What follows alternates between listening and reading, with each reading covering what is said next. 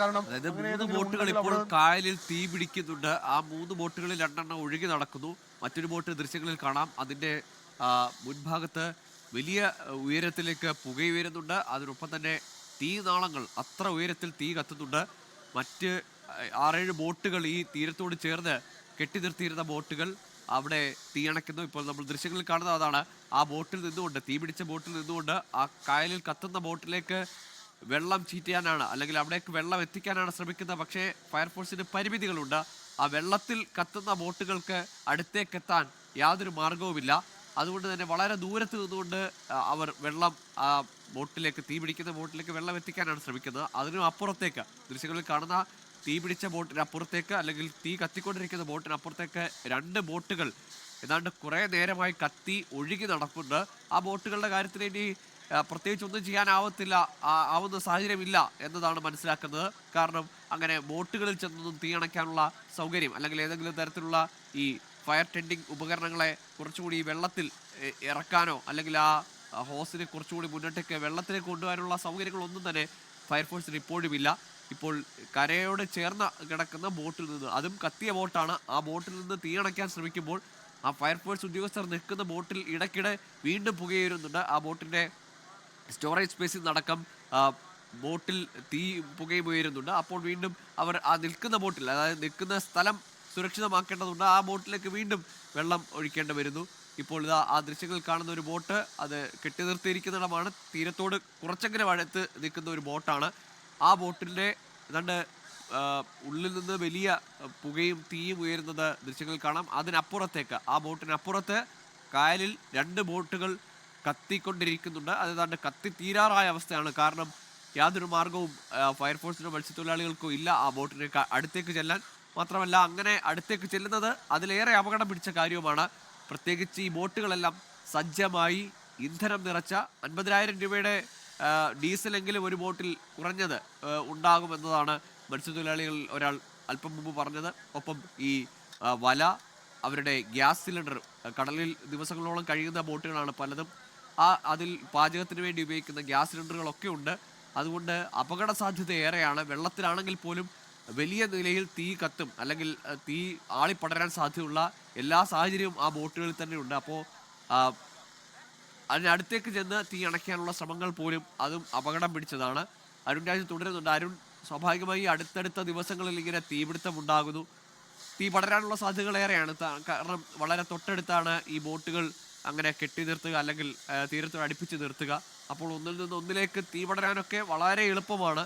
പക്ഷേ ഈ അടിക്കടി ഉണ്ടാകുന്ന ഈ അപകടം, ഈ ആഴ്ചകൾക്കിടയിൽ ഉണ്ടായിരിക്കുന്ന 2ാമത്തെ തീപിടുത്തം, അതൊരാശങ്കയും ദുരൂഹതയും സംശയവും ഒക്കെയാണ്.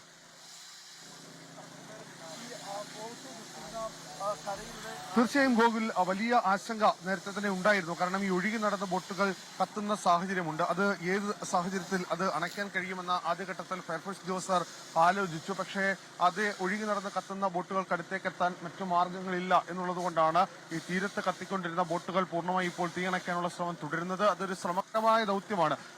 കഴിഞ്ഞ കുറേയധികം മണിക്കൂറുകളായി ഫയർഫോഴ്സ് ഉദ്യോഗസ്ഥർ അതിനുവേണ്ടി ശ്രമിച്ചുകൊണ്ടിരിക്കുകയാണ്. ഇതിലൊരു വെല്ലുവിളിയായി നിൽക്കുന്നത് ഈ ബോട്ടുകളിൽ നിൽക്കുന്ന നൈലോണും അതുപോലെ തന്നെ ഗ്യാസ് സിലിണ്ടറുകൾ, വല അടക്കമുള്ള കാര്യങ്ങൾ, ഈ അടക്കമുള്ള കാര്യങ്ങളാണ്. അതുകൊണ്ട് വലിയ രീതിയിൽ തീയണയ്ക്കുന്നതിന്റെ ബുദ്ധിമുട്ട് ഫയർഫോഴ്സിനെ സംബന്ധിച്ച് നിലവിൽ നിലനിൽക്കുന്നു എന്നുള്ളതാണ്. നമുക്ക് ഈ കാണാം, പല ബോട്ടുകളും പൂർണ്ണമായും ചാരമായ അവസ്ഥയിലാണ്. ആ ബോട്ടുകളിൽ എങ്ങനെ തീയണയ്ക്കാൻ കഴിയും എന്നുള്ളതാണ് ഫയർഫോഴ്സ് ഇപ്പോൾ ശ്രമിച്ചുകൊണ്ടിരിക്കുന്നത്. ഇപ്പോൾ ആ തീരത്ത് തീരത്ത് കത്തുന്ന ബോട്ടുകളാണ്. ആ തീരത്ത് കത്തുന്ന ബോട്ടുകളിലെ തീയണയ്ക്കാൻ വേണ്ടിയുള്ള ശ്രമമാണ് ഇപ്പോൾ തുടരുന്നത്. പക്ഷേ അത് വളരെ ദൂരെ നിന്നുകൊണ്ട് മാത്രമാണ്, ഇപ്പോൾ നമ്മൾ നിൽക്കുന്ന ആ ഭാഗത്ത് നിന്നുകൊണ്ട് മാത്രമാണ് അവർക്ക് ആ ദൗത്യം പൂർത്തീകരിക്കാൻ കഴിയുക. ഒരുപക്ഷെ അതിന് മുന്നോട്ട് പോകാൻ കഴിയാത്തൊരു സാഹചര്യം നിലവിൽ അവരെ സംബന്ധിച്ച് ഉണ്ട് എന്നുള്ളത് വസ്തുതയാണ്. കാരണം അവർ എടുക്കുന്ന ഒരു ദൗത്യം, അവരുടെ ജീവൻ കൂടി പണയം വെച്ചിട്ടാണ് ഇതിൽ പണയം വെച്ചിട്ടാണ് അവർ ആ പ്രവർത്തനം ഇപ്പോൾ നടത്തുന്നത്. നമുക്ക് ഈ ദൃശ്യങ്ങൾ കാണാം. കഴിഞ്ഞ കുറച്ചധികം മണിക്കൂറുകളായി നമ്മുടെ ഫയർഫോഴ്സ് ഉദ്യോഗസ്ഥർ അവർ ഈ ബോട്ടുകൾ തീരത്തേക്ക് പിടിച്ചു ചേർത്തുക്കാൻ ശ്രമിക്കുന്നു. എന്നിട്ട് അതിൽ തീയണയ്ക്കാൻ ശ്രമിക്കുന്നു. അതിലെ സാധനങ്ങൾ പൂർണ്ണമായും പുറത്തേക്ക് മാറ്റാൻ ശ്രമിക്കുന്നു. പക്ഷേ അപ്പോഴും അവിടെ നിന്ന് ഈ തീരത്തേക്ക് തീരത്ത് നിന്ന് എത്രത്തോളം തീ തീ അണയ്ക്കാൻ കഴിയും എന്നുള്ളതാണ് അവർ നോക്കുന്നത്. കൂടുതൽ ഫയർഫോഴ്സ് ഉദ്യോഗസ്ഥരെ കൂടി ഇവിടേക്ക് എത്തിച്ച് ആ തീ അണയ്ക്കാൻ വേണ്ടിയുള്ള ശ്രമം ഇപ്പോൾ തുടരുകയാണ്. നിലവിൽ ഈ തീ കത്തിക്കൊണ്ടിരിക്കുന്ന ബോട്ടിലെ തീ അണയ്ക്കാൻ അവർക്ക് കഴിയുന്നില്ല. ദൂരെ നിന്ന് മറ്റൊരു യൂണിറ്റ് ഫയർഫോഴ്സ് കൂടി ആ ദൗത്യം ഇപ്പോൾ ഏറ്റെടുക്കുകയാണ്. പക്ഷെ അത് അങ്ങനെ ചെയ്യുമ്പോൾ പോലും വലിയ വെല്ലുവിളി, അതിലൊരു പൊട്ടിത്തെറിക്കുള്ള സാധ്യതയുണ്ട് എന്നുള്ളതാണ്. ഫയർഫോഴ്സ് ഉദ്യോഗസ്ഥർ നേരത്തെ തന്നെ പറഞ്ഞ കാര്യം അതാണ്. കാരണം ഈ എല്ലാ ബോട്ടുകളിലും 2 ദിവസത്തേക്കും 3 ദിവസത്തേക്കും അടക്കം പാചകം ചെയ്യാനുള്ള ഗ്യാസ് സിലിണ്ടർ അടക്കം ഉണ്ട്. അതുകൊണ്ട് അതിലൊരു പരിമിതി അവരെ സംബന്ധിച്ച് വലിയ തോതിൽ നിലനിൽക്കുന്നു. ഇപ്പോൾ തീരത്ത് ഇട്ടിരുന്ന മറ്റൊരു ബോട്ടിൽ നിന്ന് സാധനങ്ങൾ എടുത്തു മാറ്റി ഈ വലിയ ബോട്ടിലേക്ക് മാറാൻ വേണ്ടി ആ കത്തിക്കൊണ്ടിരിക്കുന്ന ബോട്ടിലെ തീ അണയ്ക്കാൻ വേണ്ടിയുള്ള ഒരു ദൗത്യമാണ് ഇപ്പോൾ അവർ തുടരുന്നത്. ആ ദൗത്യം തുടരുകയാണ്. നമുക്ക് ആ ദൃശ്യങ്ങൾ കൂടി കാണിക്കാം. ഇപ്പോൾ ഫയർഫോഴ്സിന്റെ മറ്റൊരു യൂണിറ്റ് അത് കായലിൽ നിന്ന് തന്നെ ജലം എടുത്തുകൊണ്ട് ഈ ബോട്ടുകളിലെ തീ അണയ്ക്കാൻ വേണ്ടി ശ്രമിക്കുകയാണ്. അതിനുള്ള ദൗത്യം കൂടി ഇപ്പോൾ ഫയർഫോഴ്സ് നടത്തിക്കൊണ്ടിരിക്കുന്നു. ആ ദൗത്യത്തിലെ ഏറ്റവും പ്രധാനപ്പെട്ട കാര്യം കൂടുതൽ വലിയ വാഹനങ്ങൾ ഇവിടേക്ക് എത്തിക്കാൻ കഴിയില്ല ഫയർഫോഴ്സിന്. അതുകൊണ്ട് കായലിൽ നിന്ന് വെള്ളം അത് മോട്ടോർ വെച്ച് പമ്പ് ചെയ്തുകൊണ്ടാണ് ഇപ്പോൾ അതിനുള്ള ഒരു ദൗത്യത്തിലേക്ക് ഇപ്പോൾ ഫയർഫോഴ്സ് കിടക്കുന്നത്. നമ്മൾ അരുൺ ഈ ദൃശ്യങ്ങൾ കൂടി കാണിക്കാം. ഒരു ചാമ്പലായി കിടക്കുന്ന ഒരു മേഖല പൂർണ്ണമായും ചാമ്പലായി ബോട്ടുകൾ കത്തി നശിച്ചു കിടക്കുന്ന സാഹചര്യമാണ് നിലവിലുള്ളത്. അതുകൊണ്ട് ഇത് വലിയ നാശനഷ്ടം, നേരത്തെ പറഞ്ഞതുപോലെ ഒരു ബോട്ടിനായിട്ട് 60 ലക്ഷം മുതൽ 80 ലക്ഷം രൂപയുടെ നാശനഷ്ടം ഉണ്ടായിട്ടുണ്ടെങ്കിൽ 10ലധികം ബോട്ടുകൾ, പിന്നെ തീരത്തേക്ക് ഇത് അടുപ്പിക്കുന്നതിനുള്ള ഭാഗങ്ങൾ, അതിലെല്ലാം ക്രമീകരിക്കുന്നതിനുള്ള കാര്യങ്ങൾ അത് അവരെ സംബന്ധിച്ച് ഏറ്റവും ഇപ്പോൾ ഒരു തീയണച്ച ബോട്ടിൽ നിന്ന് ഒരു ഗ്യാസ് സിലിണ്ടർ ഇപ്പോൾ ഫയർഫോഴ്സ് ഉദ്യോഗസ്ഥർ പുറത്തേക്ക് എത്തിക്കുന്ന കാഴ്ചയാണ്. കാരണം തീപിടുത്തം ഉണ്ടെങ്കിൽ ഏത് സമയവും ഇത് പൊട്ടിത്തെറിക്കാനുള്ള സാധ്യത ഉണ്ടായിരുന്നു. അതുകൊണ്ട് അവർ അത് ഇപ്പോൾ ബോട്ടുകളിൽ നിന്ന് ഇത്തരത്തിൽ പൊട്ടിത്തെറിക്കാൻ സാധ്യതയുള്ള സാധനങ്ങൾ അത് പൂർണ്ണമായും എടുത്തു മാറ്റുകയാണ്. അല്ലെങ്കിൽ അത് അവരുടെ ജീവൻ ഇപ്പോൾ നമ്മൾ നിൽക്കുന്ന ഭാഗത്തടക്കം ഉണ്ടായിരുന്ന ബോട്ടുകളിൽ നിന്നാണ് ഇപ്പോൾ കൂടുതൽ സിലിണ്ടറുകൾ ഇപ്പോൾ കണ്ടെത്തുന്നത്. കാരണം മത്സ്യത്തൊഴിലാളികളെ സംബന്ധിച്ച് ദിവസങ്ങൾ കായലിൽ ജോലിയെടുത്ത ശേഷമാണ് അവർ ഇതുമായി ബന്ധപ്പെട്ട രക്ഷാപ്രവർത്തനം അടക്കം നടത്തുന്നത്. മീൻപിടുത്തം അടക്കം നടത്തുന്നത്. അതുകൊണ്ട് ദിവസങ്ങൾ കായലിൽ ഉണ്ടാകുന്ന ഭക്ഷണം, ആഹാരം പാചകം ചെയ്യണം. അങ്ങനെയൊക്കെയാണ് ഈ ഗ്യാസ് സിലിണ്ടറുമായി അവർ പോകുന്നത്.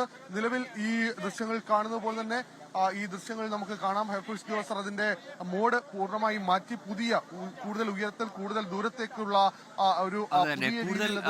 ദൂരത്തിലേക്ക് വെള്ളം എത്തിക്കാൻ കഴിയുന്ന ക്രമീകരണങ്ങൾ അവർ ഏർപ്പെടുത്തുകയാണ്. കായലിൽ നിന്ന് തന്നെ വെള്ളം എടുത്തുകൊണ്ട്, കാരണം ഈ ഫയർഫോഴ്സ് വാഹനത്തിനെ അങ്ങോട്ടേക്ക് എത്തിക്കുക, ഈ പ്രദേശത്തേക്ക് എത്തിക്കുക എന്നത് വലിയ ബുദ്ധിമുട്ടാണ്. അല്ലെങ്കിൽ അത്രയധികം വാഹനങ്ങൾ എത്താവുന്ന വഴികളോ ഒന്നുമുള്ള ഇടമല്ല. തുരുത്തുകൾ പോലെ അല്ലെങ്കിൽ തീരമേഖലയാണ്. ഈ കായലിനോട് ചേർന്ന് കിടക്കുന്ന വഴികൾ, കായലിന് സമാന്തരമായുള്ള വഴികളൊക്കെ ഉള്ളൂ. അവിടെ ഈ വലിയ വാഹനങ്ങൾ എത്തിക്കുന്നതിന് പരിമിതിയുണ്ട്. നിരവധി യൂണിറ്റുകൾ ഇപ്പോൾ തന്നെ ഉണ്ട്. ഇപ്പോൾ ദൃശ്യങ്ങളിൽ കാണാം. ഈ തീപിടുത്തത്തിന്റെ അല്ലെങ്കിൽ പൊട്ടിത്തെറിയുടെ സാധ്യതകൾ ഒഴിവാക്കുകയാണ് ഫയർഫോഴ്സ് ഉദ്യോഗസ്ഥർ. അവർ നിൽക്കുന്ന അല്ലെങ്കിൽ ഇപ്പോൾ തീ നിയന്ത്രണ വിധേയമാക്കിയ ബോട്ടുകളിൽ നിന്ന് ഗ്യാസ് സിലിണ്ടർ പോലെ വീണ്ടും ഒരു പൊട്ടിത്തെറിക്കോ അപകടത്തിനുള്ള സാഹചര്യങ്ങളൊക്കെ ഒഴിവാക്കുകയാണ്. 2 ഗ്യാസ് സിലിണ്ടറുകൾ ഇപ്പോൾ തന്നെ പുറത്തെടുക്കുന്നത് നമ്മൾ കണ്ടു. അങ്ങനെ തൊട്ടടുത്തുള്ള ബോട്ടുകളിൽ നിന്നൊക്കെ സാധനങ്ങൾ മാറ്റിയാണ് ഈ തീ കൂടുതലിടങ്ങളിലേക്ക് പടരാതിരിക്കാനുള്ള ശ്രമം ആദ്യഘട്ടത്തിൽ നടത്തിയത്. എങ്കിൽ പോലും 10ലേറെ ബോട്ടുകൾ അവിടെ കത്തിയിട്ടുണ്ട് എന്നാണ് മനസ്സിലാക്കുന്നത്. ഇനി വെളിച്ചം വരുന്നുണ്ട്. കുറെ കൂടി വ്യക്തമായ ദൃശ്യങ്ങൾ അല്ലെങ്കിൽ കാഴ്ച വന്നാൽ മാത്രമേ എത്ര ബോട്ടുകൾക്ക് തീ പിടിച്ചു എന്ന് വ്യക്തമാവുകയുള്ളൂ. ഒരു കാര്യം കൂടിയുണ്ട്. പല ബോട്ടുകളും തീരത്ത് കെട്ടിയുയർത്തിയിരുന്ന ബോട്ടുകൾ തീ പിടിച്ച് കായലിലേക്ക് ഒഴുകിപ്പോയിട്ടുണ്ട്. 2-3 ബോട്ടുകൾ ആ ദൃശ്യങ്ങളിൽ തന്നെ നമ്മൾ കണ്ടതാണ്. ഏതാണ്ട് പല ബോട്ടുകളും പൂർണ്ണമായും തീ പിടിച്ച് അത് കത്തി അമർന്ന് അതിൻ്റെ ഭാഗങ്ങൾ കായലിലേക്ക് താഴ്ന്നു പോയിട്ടുണ്ട്. അതിൽ നിന്ന് വലിയ ഇന്ധനത്തിന്റെ ശേഖരമുണ്ടായിരുന്നു. വലിയ തോതിൽ ഡീസൽ ശേഖരമുള്ള ബോട്ടുകളാണ്. ആ ഇന്ധനം കായലിലേക്ക് ഒഴുകി പരന്നിട്ടുണ്ട്. ഇപ്പോൾ കൂടുതൽ ദൂരത്തിലേക്ക്, അതായത് ഇപ്പോൾ കായലിന് ഏതാണ്ട് കുറച്ചകലെ, തീരത്തു നിന്ന് കുറച്ചകലെ കത്തുന്ന ആ ബോട്ടിലേക്ക് വെള്ളം എത്തിക്കാൻ 2 ബോട്ടുകൾ തീ പടരുന്ന അല്ലെങ്കിൽ കായലിൽ തീ ആളുന്നത് നമുക്കിപ്പോഴും ദൃശ്യങ്ങളിൽ കാണാം. അരുൺ, എത്ര യൂണിറ്റ് ഫയർഫോഴ്സ് അവിടെ ഉണ്ട്? ഈ ഫയർഫോഴ്സ് വാഹനങ്ങളൊക്കെ ഈ തീരത്ത് അല്ലെങ്കിൽ ഈ കത്തുന്ന ബോട്ടുകൾക്ക് അടുത്തേക്കൊക്കെ എത്തിക്കാൻ പറ്റുന്ന ഒരു വഴി സൗകര്യമുള്ള ഇടമാണോ അത്?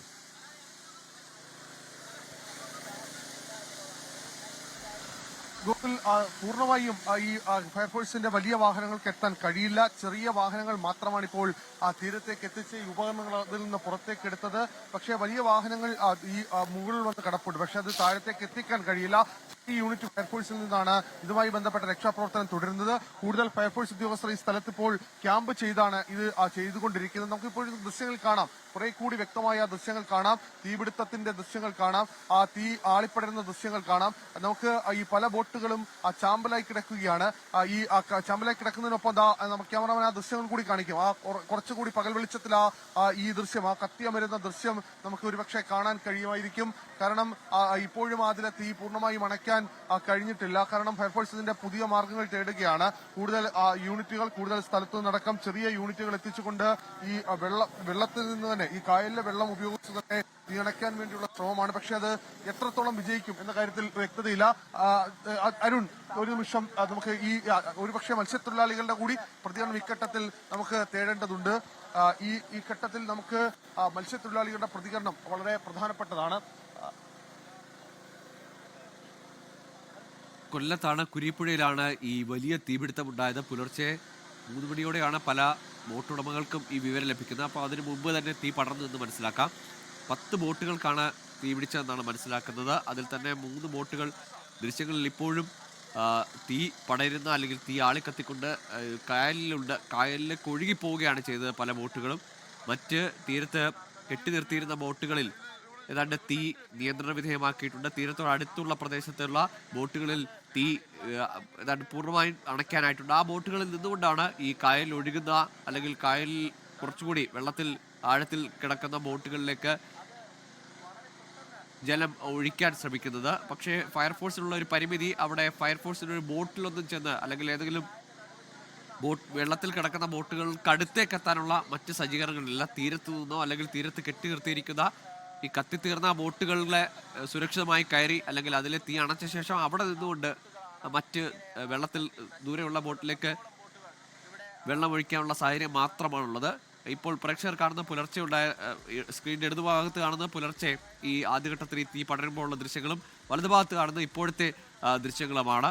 ഏതാണ്ട് ആ ദൃശ്യങ്ങളിൽ തീ ആളിപ്പടർന്ന ബോട്ടുകളെല്ലാം തന്നെ കത്തി നശിച്ചു. നമ്മളിപ്പോൾ ഈ ദൃശ്യങ്ങളിൽ കാണുന്ന ഫയർഫോഴ്സ് ഉദ്യോഗസ്ഥർ നിൽക്കുന്ന ബോട്ടുകളൊക്കെയും അത് കത്തി ഒരു ഭാഗമെങ്കിലും മുൻഭാഗം ഒഴികെ ബാക്കിയെല്ലാം കത്തി വെള്ളത്തിൽ അമർന്ന ബോട്ടുകളാണ്. അതിൽ സുരക്ഷിതമായി തീ നിയന്ത്രണ വിധേയമാക്കിയ ശേഷമാണ് ഫയർഫോഴ്സ് ഉദ്യോഗസ്ഥർ കയറി നിൽക്കുന്നത്. അവരുടെ ശ്രമം ഇനി ആ വെള്ളത്തിൽ ദൂരെ കത്തുന്ന ആ ബോട്ടിലേക്ക്, ആ പുകയുയരുന്ന തീനാളങ്ങൾ ഉയരുന്ന ആ ബോട്ടിലേക്ക് വെള്ളമൊഴിക്കാൻ, അതിനടുത്തേക്ക് എത്താൻ എന്താണ് മാർഗം, അതിനടുത്തേക്ക് വെള്ളം എത്തിക്കാൻ എന്താണ് മാർഗം എന്നതാണ്. ലോകത്തെവിടെയായാലും ഏത് സമയത്തും 24 വാർത്തകളും ഓഗ്മെന്റഡ് റിയാലിറ്റി പാക്കേജുകളും എക്സ്പ്ലെയിനറുകളും വിശദമായി കാണാൻ ഞങ്ങളുടെ യൂട്യൂബ് ചാനൽ നിങ്ങൾക്ക് സബ്സ്ക്രൈബ് ചെയ്യാം.